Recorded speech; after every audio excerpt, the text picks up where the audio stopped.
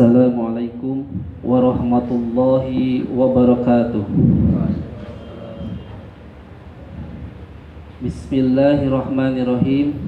Alhamdulillahi rabbil alamin. Wassalatu wassalamu ala asrafil anbiya'i wal mursalin wa ala alihi wa sahbihi ajmain. Amma ba'd. Qala Allah Ta'ala fil Qur'anil Karim. A'udzu billahi minasy syaithanir rajim.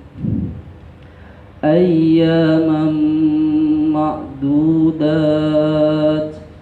Faman kana minkum maridan aw ala safarin fa'iddatun min ayyamin ukhar. وعلى الذين يطيقونه فدية طعام مسكين فمن تطوع خيرا فهو خير له وأن تصوموا خير لكم إن كنتم تعلمون. Sadaqallahul azim. Hadirin rahimakumullah, soimin wa soimat yang sama-sama kami hormati.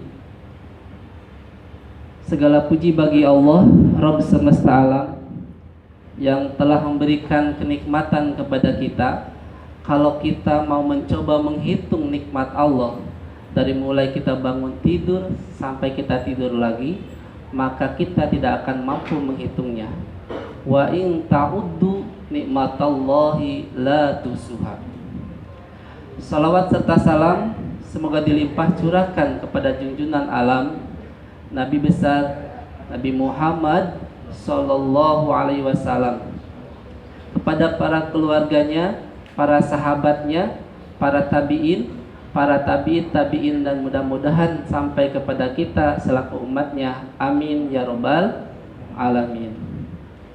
Hadirin rahimakumullah, pada pertemuan sebelumnya saya telah sampaikan 3 perlindungan bagi orang yang bertakwa pada surat Al-Baqarah ayat 183, yaitu perlindungan dari api neraka, perlindungan dari godaan setan, perlindungan kesehatan. Pada kesempatan kali ini saya akan membahas mengenai potongan ayat terakhir dari yang telah saya bacakan tadi, yaitu surat Al-Baqarah ayat 184. Wa antasumu khairul lakum in kuntum ta'lamun.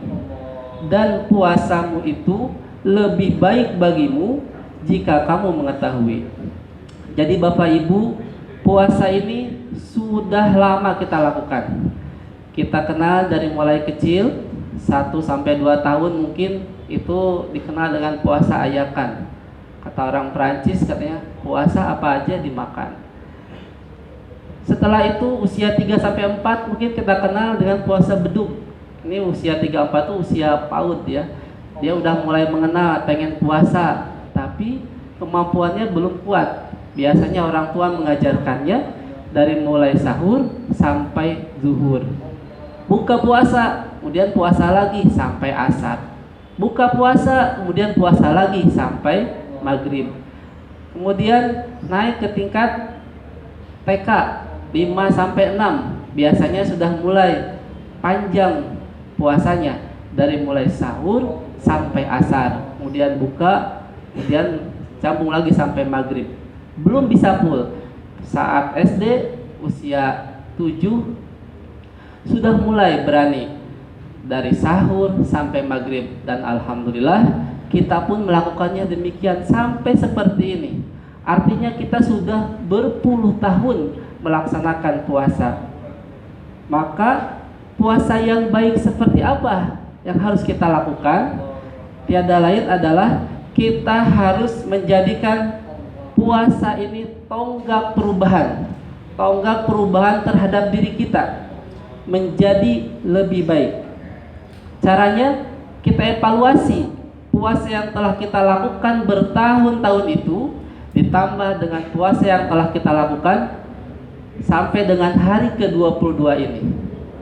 Misal, hasil evaluasinya bacaan Quran saya kok kurang tartil ya. Maka di puasa ini kita belajar banyak Al-Quran sehingga nanti kita bisa baca Al-Quran dengan jelas, mahrojnya jelas, ihfanya, idghamnya, madnya, qalqalahnya, semuanya kita perbaiki bacaan Al-Qur'annya.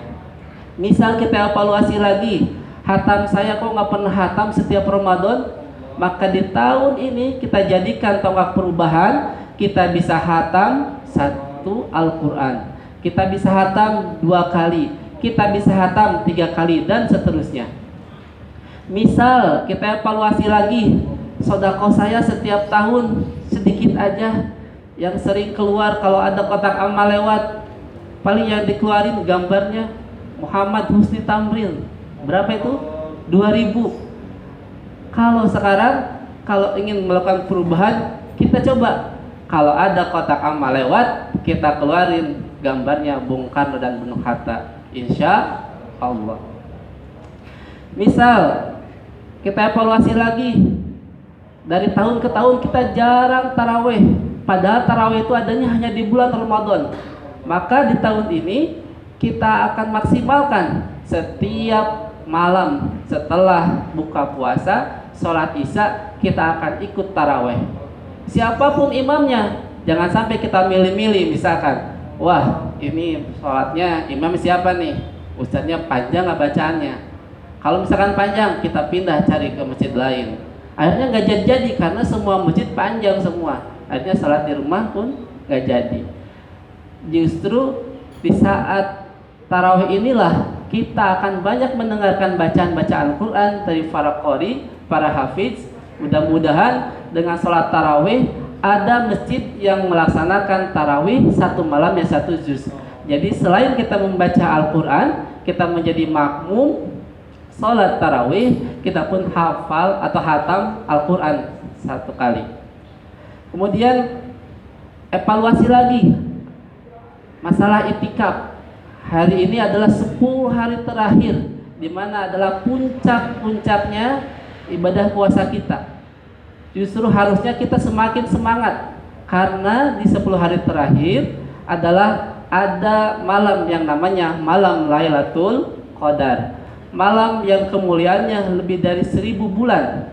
Oleh sebab itu, kalau sebelum-sebelumnya belum pernah ikut itikaf, nah sekarang kesempatannya kita ikut itikaf.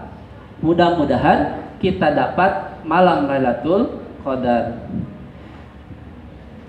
Kalau hasil evaluasi kita ternyata kita hanya puasa itu menahan nafsu saja, menahan lapar dan haus saja, mudah-mudahan di tahun ini kita tidak lagi melakukan perbuatan-perbuatan dusta, perbuatan-perbuatan kotor yang dapat mengurangi pahala puasa. Kita ganti semuanya dengan zikir. Ala bidzikrillah tatmainul qulub. Hanya dengan mengingat Allah, hati kita menjadi tentram.